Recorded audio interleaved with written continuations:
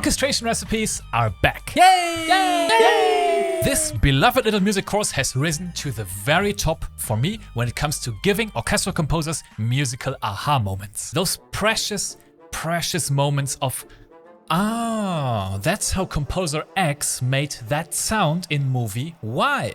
Moments of bursting into laughter from the video's dry sense of humor. So far so good, because everything's tethered. What we end up with is nice and smooth, which is great for elevator music and infomercials, but maybe not so good for Voltron the Slayer emerging in slow motion from his volcano so he can incinerate the living and enslave the dead. You can't do that with Elton John. And moments of marveling at the educational brilliance with which Orchestration Recipes' creator Philip Johnston narrates complex musical concepts with absolute ease. Ever since Volume 3, Orchestration Recipes has been focusing on longer, fully narrated videos with more detail, yet sometimes laughably simple explanations that even a proboscis monkey can understand and apply to their music. Following the announcement of Volume 5, I was anxiously hoping that they wouldn't mess up their winning formula of teaching valuable harmony tricks, orchestrations and instrumentations in simple words and with a lot of wit, without ever compromising on depth. And after going through the course, my worries went poof. In short, it's amazing. Orchestration Recipes Volume 5 contains 4 new harmonic concepts, or what they call cinematic spices. Dislocated tethering is an example of a spice, which are harmonic techniques that add colour and flavour. And one of the really powerful things about spices is that one spice can be used to flavour many different orchestrations. In fact, ultimately, you can use spices to come up with orchestrations of your own. Quarter lattices, octatonic swatches, bookend triads, Dorian snow lines. Doesn't sound like much, you might be thinking. 4 harmonic tricks for $50? Can I just read a Wikipedia article and be done with it? You can try. But the point of these recipes is how they explain, build and develop each concept from the ground up, from the simplest idea and expanding it step by step, instrument by instrument, through the multiple sound examples that they give with ever so slightly increasing complexity. It's fun, it's witty, and it's exciting to go through this wonderful learning journey 4 times in the volume. Each video has a runtime of somewhere between 30 minutes and 1 hour. A super valuable harmonic concept, like the octatonic scale, for example, This is an octatonic scale. is introduced to us as the scale that most composers would probably pick if they're stranded on a deserted island and could only use one scale ever again. You keep following that sequence of half steps and whole steps, and you summon an octatonic scale into the room like a necromancer summoning wraiths. It is boiled down to its absolute core, then visualized, explained and expanded on with wonderful clarity and creativity. Even if you have no idea what chromatic mediants or tritone pairings are, if you're creating progressions from chords in an octatonic scale, the sound that you create will inevitably be packed with chromatic mediants and tritone pairings, and that's a sound that wants to tell stories. Each video has such an introduction, then reveals the 4 to 6 sound examples that we're going to analyze, all using different aspects of the harmonic spice that we'll cook our music with. The first example usually focuses on the simplest aspects of this harmonic concept.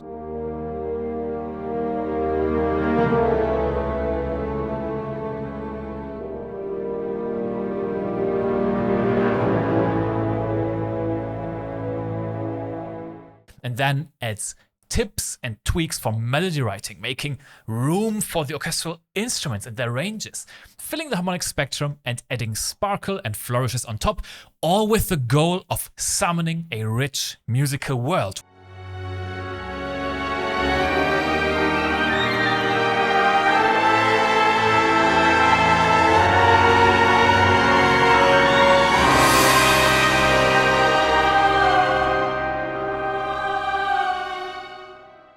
When hearing the 4 to 6 sound example of each chapter for the first time, I was thinking, holy crap, I want to do this. How do I evoke this feeling in my listener? This sounds so full, rich, and complex. But, and that's the big strength of the orchestration recipes, as we dive into the analysis, it all becomes so much clearer. 30 minutes later, I found myself octatonic swatching and quadral latticing away. The hilarious imagery also helps with that. This is a baby monkey. And this is 10 baby monkeys, each with their own piano. Now, they haven't had lessons, so they're just bashing away at these keyboards at random, but if we back slowly out of this room and listen for long enough, in among the din and the dissonance, we will eventually hear every chord that's ever been used in the history of Western music, and that's not just because infinity's a long time. It's because these are baby monkeys, and baby monkeys, it turns out, have handspans that are perfect for playing thirds.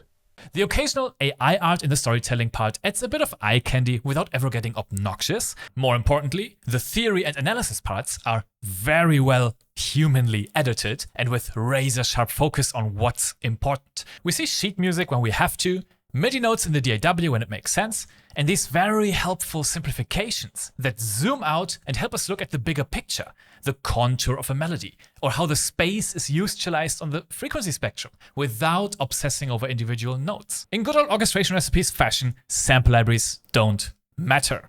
And I love how cheekily they prove it by adding a wild list of sample libraries used in each sound example. Some of these combinations of orchestral sample libraries would probably spark fiery discussions on composer Discord communities, VI Control, or other forums. But Orchestration Recipes doesn't care. All of the sound examples sound fantastic. They invite me to make music, more than making a MIDI mock-up. Orchestration Recipes has listened to feedback from the past and now provides full orchestral scores of every audio example as a PDF download, WAV files for listening, and MIDI files that we can drag and drop into our DAW and experiment directly on the tracks. The MIDI files, of course, should be seen more as a guideline, since every sample library reacts differently to them with their sample delay, but it's great to have this nonetheless. Orchestration Recipes Volume 5 costs $50. It's currently on intro sale for $34.95 US until November 1st. I think this is a very fairly priced, if not underpriced, product. Let me explain. While 4 harmonic spices may not sound like a lot, we're talking about 20 orchestrated examples analyzed and rebuilt from the ground up with world-class clarity in the teaching from one of the best educators that I have ever learned from.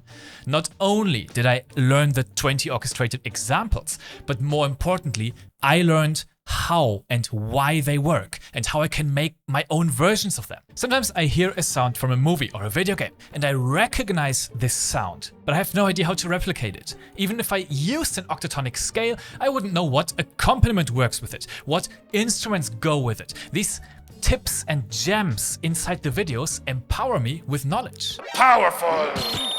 Each concept within one cinematic spice adds onto the previous one, so it feels like learning 20 new tricks instead of just 4 spices. Inside one video there is a development, and it's not just the same thing regurgitated 4 to 6 times and spat out over and over.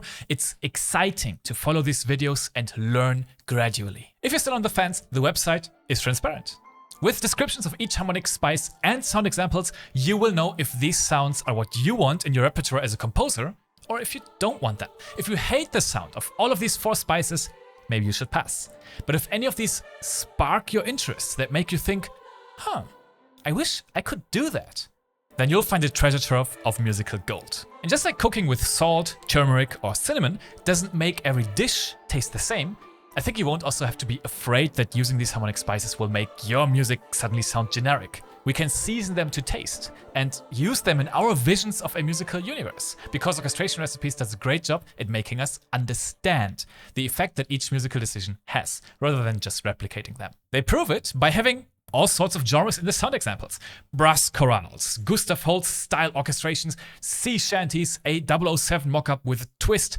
It's amazing. I just wish there were more. I can't get enough of it. I'm a spice addict, so to say. Man, just keep bringing me that. The concept, the music, the narration, the editing, it keeps getting better with every volume. If this sounds interesting to you, I highly recommend you getting the bundle to save some bucks. The link are down in the description. I recommend either going for the full bundle or the volume 3 to 5 bundle, which contains all the fully narrated videos with the new concept that I find most valuable. Go watch the 5-minute sample video. Listen to the sound examples for each spice. If you think, yep, I want to know how to do that, then get it.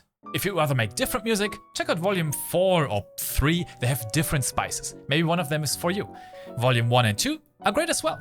I've created a ton of videos applying these recipes. Go watch them. The recipes work in any DAW with any sample library, which makes them super accessible. If you have no orchestral sample library, go get the free BBC Symphony Orchestra Discover by Spitfire Audio or any other free orchestral sample library. Maybe you already have an all-in-one library like Nucleus or BBCSO Core or the VSL Synchron Prime Edition. Any of these will work. And of course, any more advanced libraries that you may already have will also work. I'm super happy Orchestration Recipes exists. It brings me joy to learn and become a better composer, not just a better DAW producer, but this makes me a better composer. And I give it my full recommendation. Do me a favor and give this video an upvote if this was helpful. I thank you for that, and I will see you soon.